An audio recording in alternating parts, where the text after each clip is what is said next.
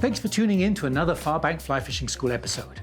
This episode continues our exploration of the wonderful addictive world that is Trout Spey.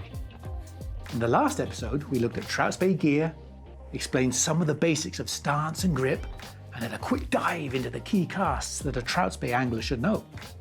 In this episode, we take the Trout Spey outfits out on the water and discuss some of the most effective rigs for this style of fishing, as well as show the core fishing techniques and tactics that you should know that can be best used on the local river with these lightsabers of the Spey world.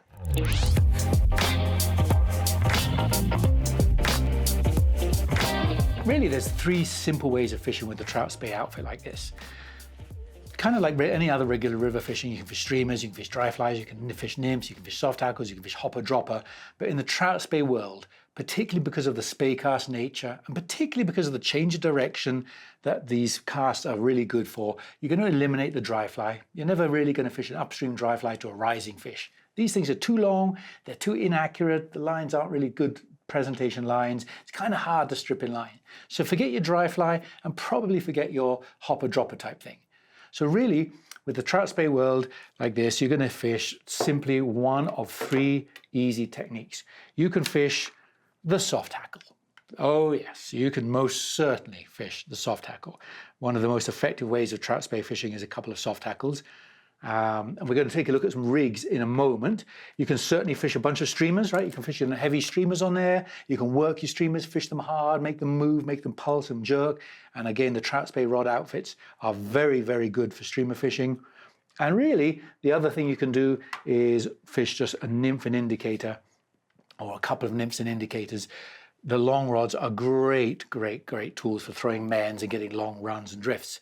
And we're going to look at those further on in this episode. But really, at this beginning, just understand your Trout Spey is going to be good for soft tackles, it's going to be great for streamers, and it's great for nymphing. And what we're going to do right now is going to take a look at how to rig up the perfect soft tackle outfit. And we'll do that in the very next chapter.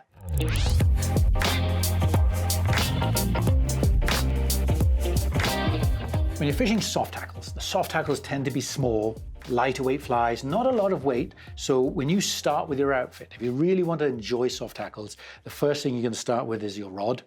For me, soft tackle rods are a 1-weight Trout Spey or a 2-weight Trout Spey, probably nothing bigger. That equates to a 4-weight or a 5-weight single-handed rod. Remember the rule of 3 in the last episode? So that's how you equate that. So I like a 1-weight or 2-weight rod. That's my soft tackle rig. On the front end of that, I want to make sure I have a Scandi type line that balances it. So this is a 2-weight, perfect for a 2-weight Trout Spey outfit.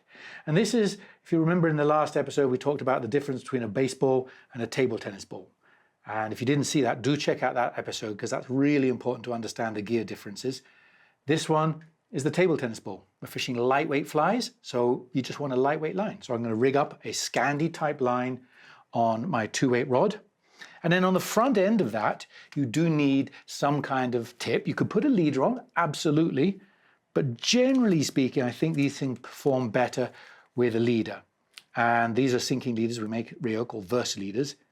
My best fish catching one of all is this intermediate. This is my go-to. If I'm getting to a river, I'm always going to loop on an intermediate Versa leader to the front of that Scandi. If the sun is bright or the current is strong or I feel like I need to get down, I won't put the intermediate on, I'll put a fast sinking one on and get more depth with that. So your Versa leader is the next thing that goes onto your line. And then, like any other form of fishing, you've got to have a leader and your flies. So for me, I'm going to put on a choice of 2 types of leaders. They're both 7.5 foot. You want to keep your leaders fairly short. This is what we call the base leader. This is going to attach the Versa leader. The 3x1, that's what I use when I fish big soft tackles, or maybe there's beads or a bit of weight on them. I want a little bit stiffer, stronger leader to turn that over. But generally speaking, with kind of small soft tackles, a little bit more presentation oriented, my base leader is going to be a 4x. So that's going to go onto the Versa leader. On the front end of those 7.5 foot leaders, you do want to put on a small tippet ring. Like this. It's a trout tippet ring, a 2mm one. So I'll tie a little tippet ring onto the front end of that leader. And I'm going to show you some rigs in a second, how to rig up the best soft tackle outfit in the next chapter. This is the basic gear. So a tippet ring goes on to that 7.5 foot leader. And then from that, We want some tippet material. You either want the 4X or 5X, and a lot of that depends on fish size and fly size. If my base lead is 3X, then I'm going to tie 4X to the tippet ring. And if my base lead is 4X, I'm going to tie 5X to the tip ring. That makes sense? So that's the basic gear you need for soft tackles. And what I'll do, I'm going to tie a few up, and in the very next chapter, we'll take a look at the rigs that I like to fish with soft tackles on a Trout Spey outfit.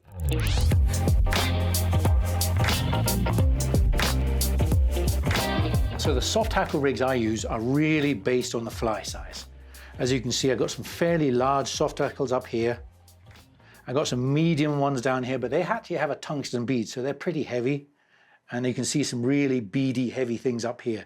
These are really heavy soft tackles. So with those soft tackles, my basic rig is going to have that 3X base leader to the tippet ring and 4X tippet off that. When you get down to these lovely little seductive monkeys here and these lovely little sow bugs down here, those are smaller flies. They don't have so much weight. They don't need such a stiff leader. So with the smaller soft tackles, that's when I have my 4X base leader, tippet ring, 5X tippet. Make sense? So that's a kind of good way of setting up. And how you rig that up, remember you've got your Scandi head on, you've got your Versa leader on, and then on the Versa leader you're putting your regular 7.5 foot leader, your base leader. And here's one I've rigged up to show you. This is the 7.5 foot 4X leader. And then hanging down from the tippet ring, I like about 8 to 10 inches of an arm. And that's my little sowbug soft tackle on there. That's really good for a dropper. And then I like about 4 foot between that tippet ring and my point fly. I'm going to bring those close together so you can see, but about 4 foot. And if you're doing 2 flies, do make sure your heavier fly or your bigger fly is on the point. That helps the casting, and your smaller fly is hanging off the dropper.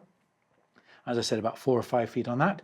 And that's a really good 2 fly rig, depending on your what you're allowed to do. Because remember, you've got to check your regulations. Unfortunately, there's some places you're not allowed to fish 2 flies. And when I'm not allowed to fish 2 flies, off that Versa leader, I'm going to just put my regular leader on there, and on that just fish a single fly. So there's nothing special about that. I think the most important rig to look at is that tandem rig with 2 soft tackles.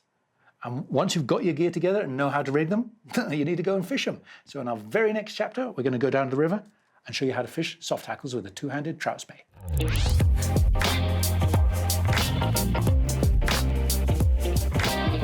So we're on the river. This is the Lower Madison in Montana, a beautiful river, lots of braids. This is a classic water for swinging soft tackles.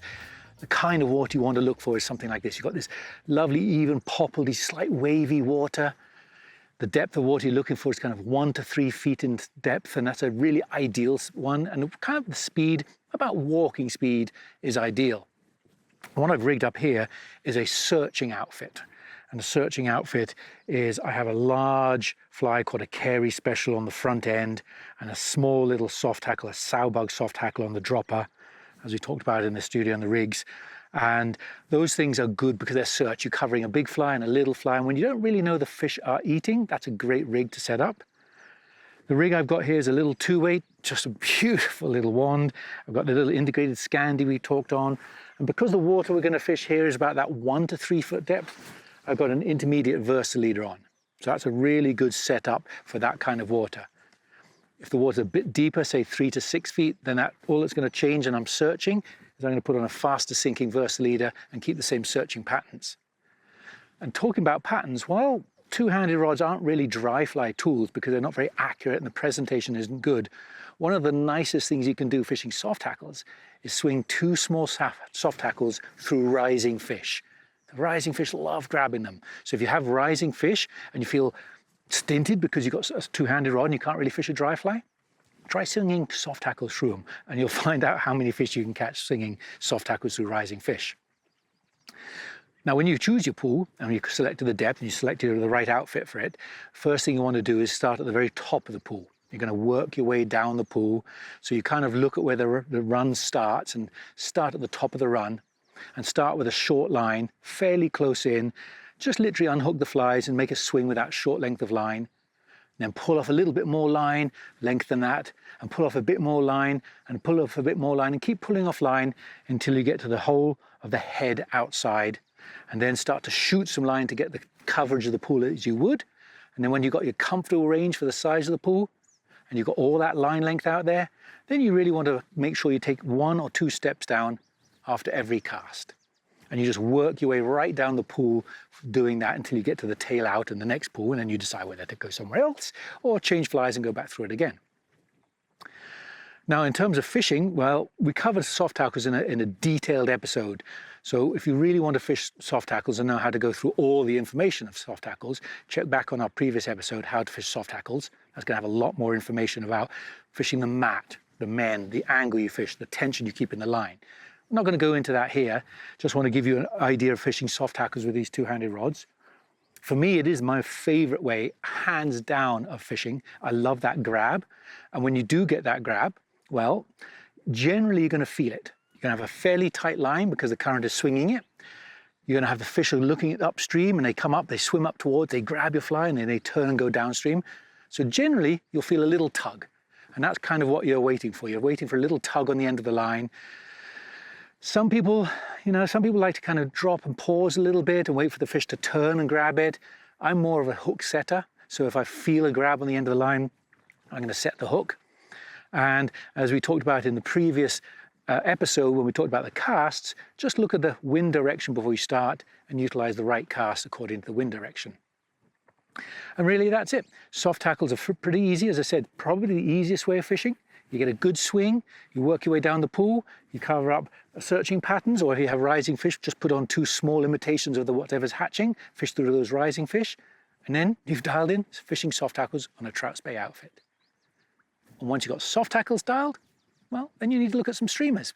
And we'll take a look at that in the very next chapter.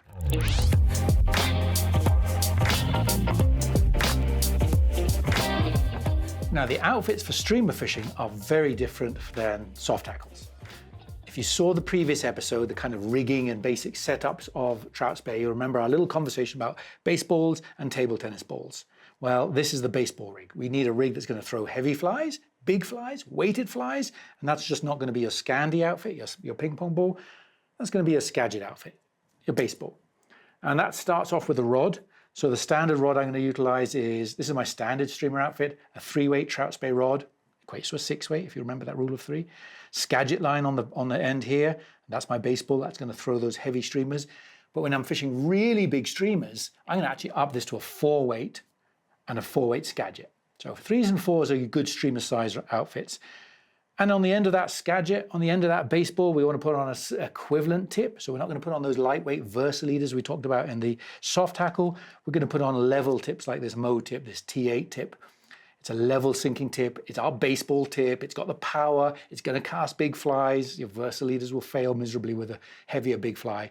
So on the front of your Skagit, you want to make sure you rig up your Mo tip.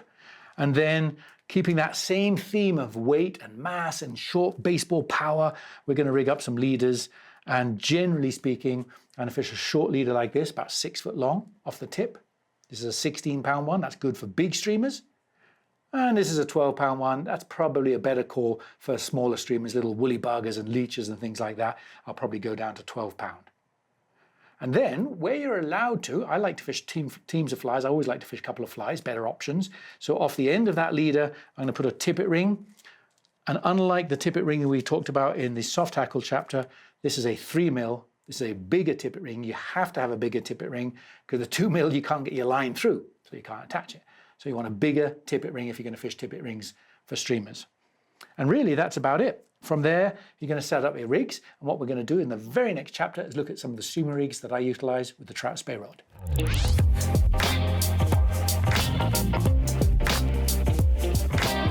As with the soft tackles, the streamer rigs I use are really based on the fly size that I'm fishing.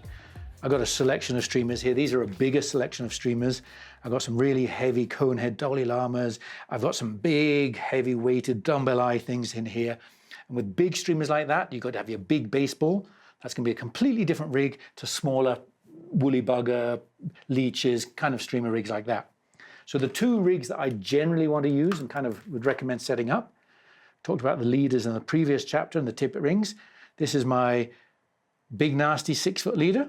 And as you can see, I've tied on a 3mm tippet ring here. And this is a 16-pound big nasty leader, and I've got 12-pound hanging down from the arm.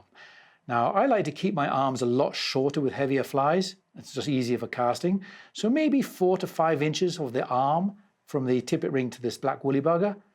12 pound, a little bit lighter. And then maybe 2 to 3 feet of 12-pound tippet from the tippet ring to this thin mint bugger here. Those are generally smaller outfits, smaller rigs, and that's a really good streamer rig if you want to fish 2 flies that are fairly small. Now, if you're not allowed to fish 2 flies, or you just want to fish one really big streamer, you don't want to fish tandem setups. One big streamer is going to tangle. This giant thing here has got some dumbbell eyes, it's big, it's going to be harder to cast. If I have tippet rings and another fly, I'm going to constantly tangle up. So with big streamers, then go for a 1 fly, go for a shorter leader. I've taken that same 6-foot, 16-pound leader, but I've chopped 2 feet off the front end, and my total leader length is only about 4 feet. I rig this to my sinking tip, my level mow tip, that T8 tip. I rig that to the Skagit, and I've just got this short leader. And by shortening the leader like that, I've got the weight of this fly much closer to the weight of the tip, which makes it easier to cast. And really, those are my 2 favorite rigs that I use streamer fishing. And what we need to do now is we probably need to go down to the river and take a look at how you rig a trout spey up with your streamer rig.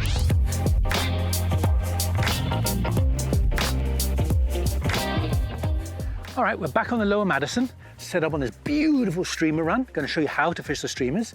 The rig I've got here, just to run through what I've chosen for this run, is a 4-weight Trout Spey, a little stiffer than that soft tackle one.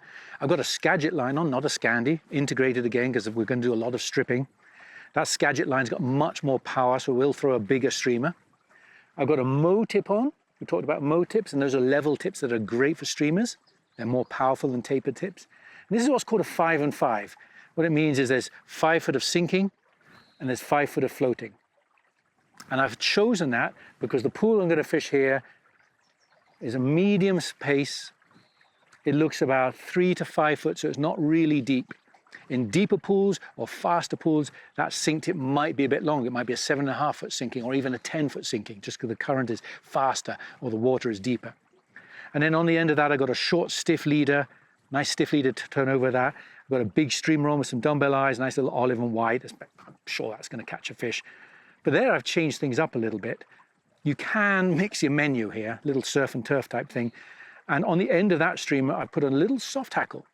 And the reason I've set up a soft tackle for this pool is that fish rising. So the fish are feeding. So I've got to fish my streamer, and I'm going to fish a soft tackle. I might get some of those eaters on the soft tackle, and I might get some of those bigger fish a little deeper down on the streamer. So that's a really good rig you can set it up with. Now, streamer fishing really isn't much different from the soft tackle in terms of the approach. The kind of water you fish is maybe a little different. As I said, you want that slightly deeper water. Ideally, you want to find current seams where the current speeds change. That's an excellent area to concentrate, stripping a streamer through those seams.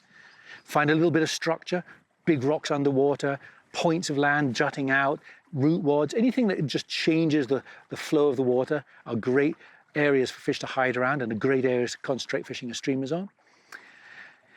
A little bit deeper water for sure than soft tackles. So we're looking at that 3 to 5 to 6 foot of water depth is a much better one. And a kind of, again, a medium pace.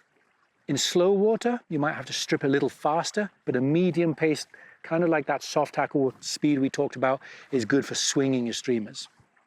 And then again, just like we talked about in the soft tackle, when you've chosen that pool you're going to fish, you generally want to find the starting point, the upstream end of where you're likely to catch fish.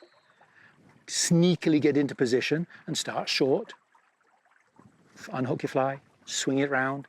If you don't get a grab, lengthen by 3 feet.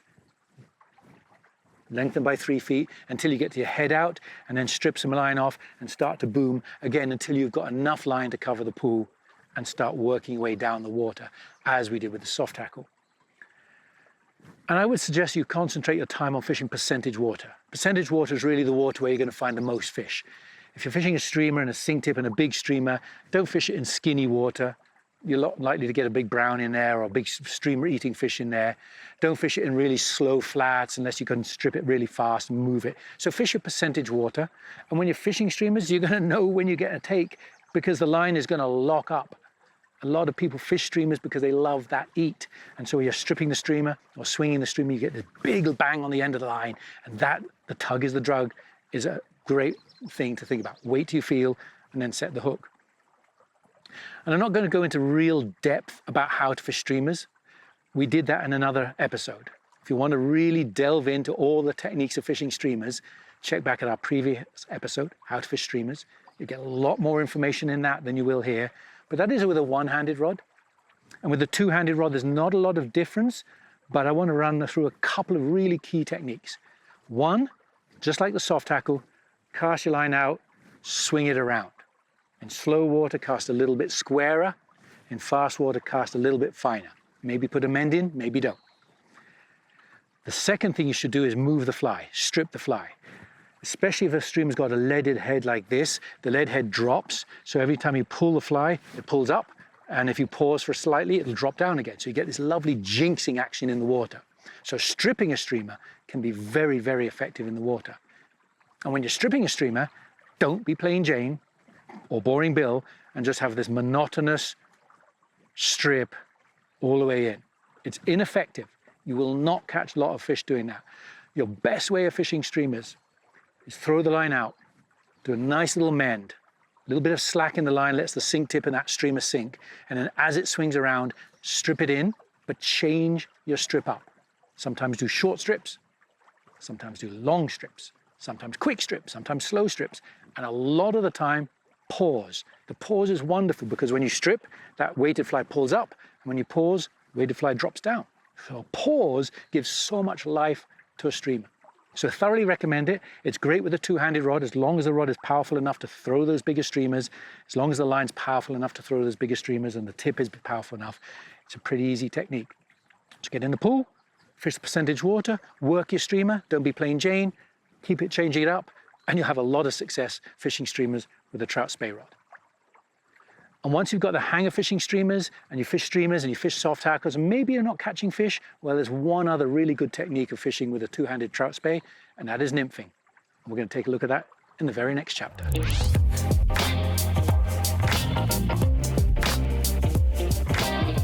When nymphing with these outfits, well, nymphing, first of all, is very, very successful just because the long rod, great for men's, great for controlling, great for feeding a lot of lines. So very, very useful way of nymph fishing is with these two-handed rods. And my choice is going to really be based on fly size and indicator size. And we'll talk about that here.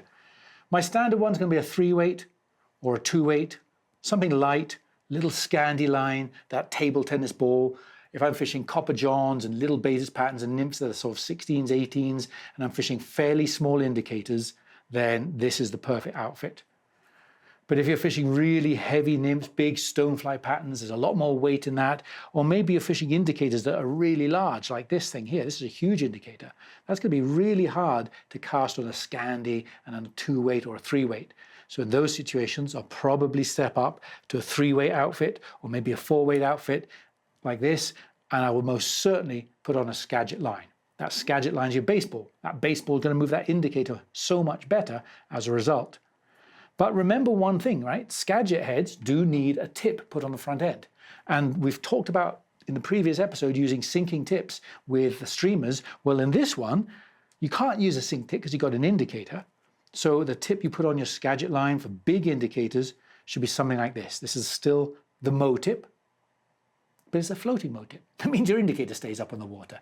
So if you're going to fish big indicators or really big stonefly patterns or big heavy nymphs, go to your Skagit, 3 or 4 weight, put on a floating Mo tip.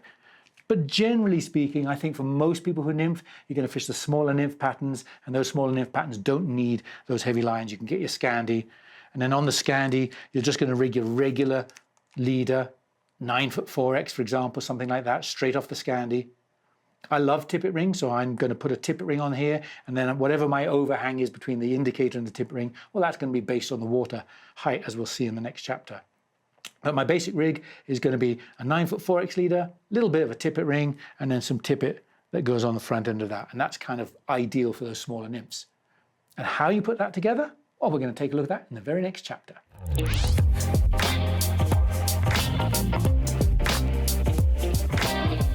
There's 3 rigs I like to use when nymphing with a Trout Spey outfit. They're all like single-handed outfits. There's no real difference in the single-handed outfits, but the choice of gear, as we talked about just now, is important. My standard rig is going to be 2-fly rig, where you're allowed, off that 2mm dropper, hanging down about 8 inches, 5X, small flies, little copper john, red copper john hanging down there, about a 6 to 8 inch dropper there, and then maybe about 3 feet to the point fly, little prince nymph that I've got on here. But that gap does depend on the water depth. So in deeper water, I'll probably put those two flies further apart, or maybe keep the flies further up close together, but move my indicator further up. The choice of length between indicator and point fly is really the depth of the water. 5 foot of water, you want that to be about 5 feet from that indicator to the fly. So where you like 2 flies is allowed, that's a great rig for 2 flies. As we talked about in that previous chapter, sometimes you're going to fish big nymphs. This is a big stonefly pattern here. It's got a bead on, it's got lead underneath, it's going to be heavy to cast. A, because it's heavy to cast, and B, because a heavy fly requires a much bigger indicator to hold it up. So I'm going to fish an indicator this size on that heavy nymph. And all of that means that that rig, as we talked about in that previous chapter, is going to be a Skagit outfit and you're floating Mo tips. And really one other one where you're only allowed to fish a single fly and you need to get down and you like to fish small flies because the fish are feeding on tiny little betas or midge patterns. Another rig that's really useful to have is going to be the single fly rig, but about a foot from that single fly, you can see I've crimped on a small split shot. That split shot will take the fly down quite nicely to the depth of the fish. I can fish a small fly and get down there and the shot is taking me down. And again, I like to rig whatever water depth it is. So it's 2 feet, I'm going to go 2 feet from that indicator down to the split shot. So those are the 3 nymphing outfits that you can utilize with your Trout Spey rig. So now what we need to do is look at how to do that. And we're going to go down to the river and take a look at how to fish nymphs with a Trout Spey in your very next chapter.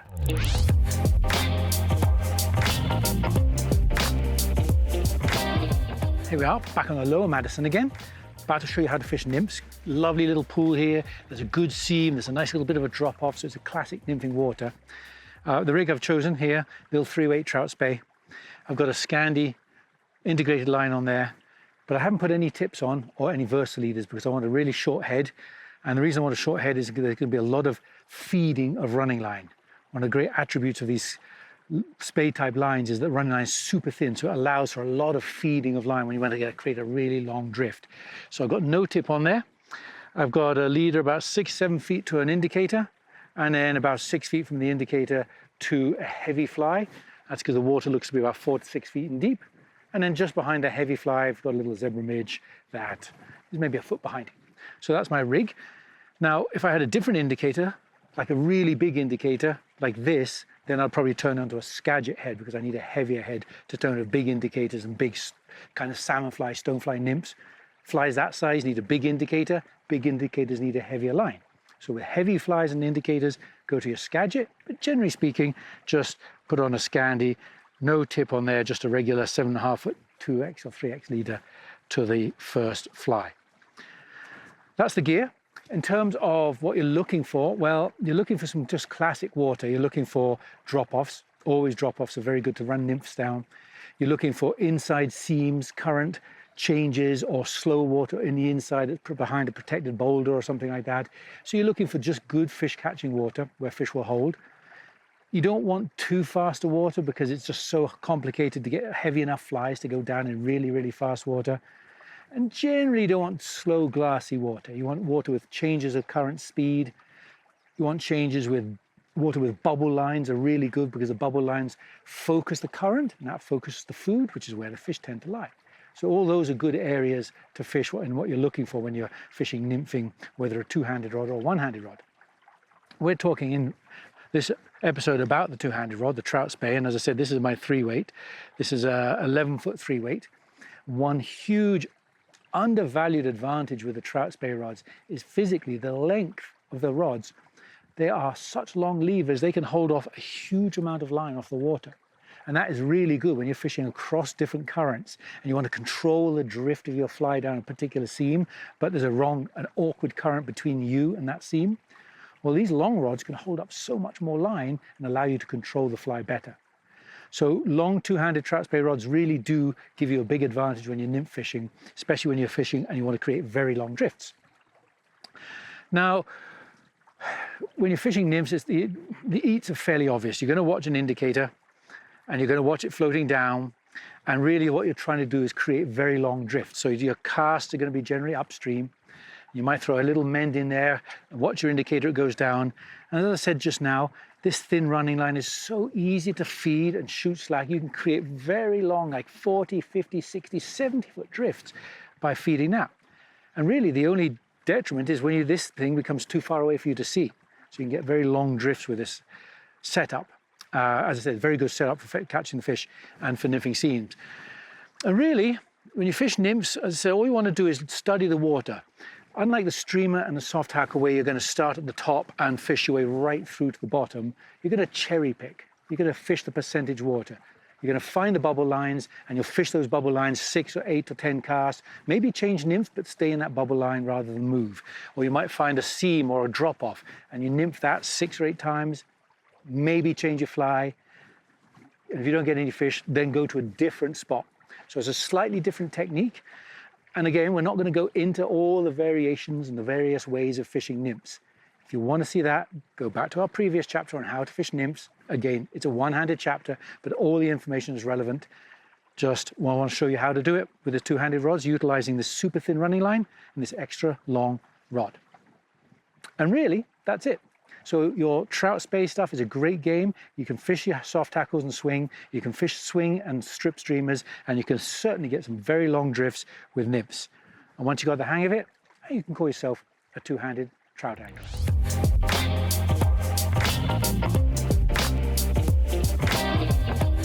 So there you have it, Trout Spey in a 2-episode nutshell. I hope you've enjoyed our mini-series and it has inspired you and given you the confidence to get one of these marvelous little two-handed rods and start the journey to a more effective, more efficient, and a much more fun way of fly fishing for trout in a river. As always, I want to end this episode with a friendly reminder to do your part in keeping the river clean and the fish healthy. Look after the environment, leave no trace of your visit to the water, and treat the fish you catch with the utmost respect. Thanks a lot for watching this episode, and I hope to see you on the river one day, putting the newfound Trout Spey skills to great use.